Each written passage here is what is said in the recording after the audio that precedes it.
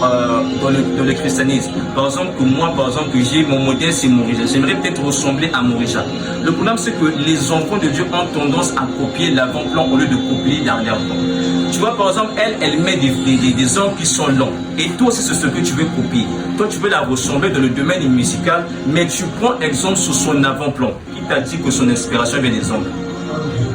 Qui t'a dit que son inspiration vient des hommes? Son inspiration vient des hommes. Ce qui m'intéresse, ce n'est pas l'avant-plan que je regarde, mais c'est l'arrière-plan. Ce qui m'intéresse, ce n'est pas ce que je vois, mais c'est ce qu'elle fait dans le secret. Un fils n'imite pas l'avant-plan, il imite l'arrière-plan. Parce que lorsque tu imites l'arrière-plan, automatiquement, l'avant-plan plutôt prend le même modèle que celui du père. Il prend le même modèle que celui du père.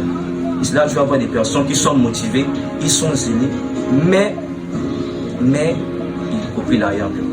J'aimerais aussi dire à quelqu'un que tu peux bien aussi voir quelqu'un qui est en train de, comment on va dire ça, sur qui tu prends exemple. Lorsque tu le vois opérer, toi aussi ça te donne envie de faire comme lui. On nous avait enseigné que quelque part, ça peut être aussi un signe que Dieu t'appelle à ça. Mais je te montre juste la direction de ce qu'il faudrait copier et de ce qu'il ne faudrait pas copier. On ne copie pas l'avant-plan de quelqu'un, on copie l'arrière-plan de quelqu'un, son intimité. Il peut bien beau parler, bien prêcher, mais moi ce qui m'intéresse, c'est combien de chapitres il lit par jour. C'est sa vie de prière et comment. C'est ça que je dois tricher. Voilà pourquoi le frère pouvait dire que nous on ne copie que des bonnes choses. Tu vois, les affiches qu'on fait, on copie, mais on copie que des bonnes choses. Amen. À ressembler à Dieu pour le nature, mais aussi de ceux qui cherchent à ressembler à Dieu pour de vrai. Mais à ces personnes-là, j'aimerais dire ceci. Tu dois laisser Dieu t'apprendre à le ressembler. La Bible déclare dans Proverbe 7, verset 3, que ne sois pas sage à tes yeux. En fait, ne deviens pas un architecte.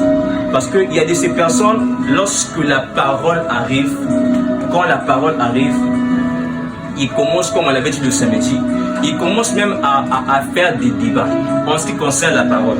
C'est là où un jour je rentrais avec un frère et le frère disait que non, en tant que, il est là dans la salle, mais je ne vais pas dire son nom. Donc il disait que non, toi en tant que responsable, tu dois utiliser le prophétique pour savoir qui retourne dans le monde ou pas. Attends, donc je suis le Saint-Esprit. Donc il veut que j'utilise le prophétique pour connaître la vie des gens, de ceux qui retournent dans le monde ou pas. Et je l'ai expliqué bibliquement de comment est-ce que ça marchait.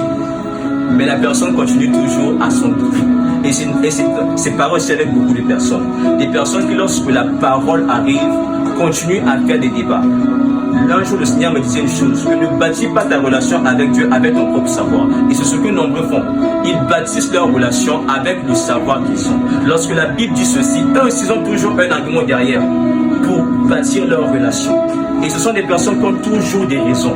C'est là où je rentre de la 4e parenthèse. Des personnes qui ressemblent à Satan. Est-ce que je peux avancer? Et les personnes qui ressemblent à Satan sont, en fait non, on peut les reconnaître que par deux choses.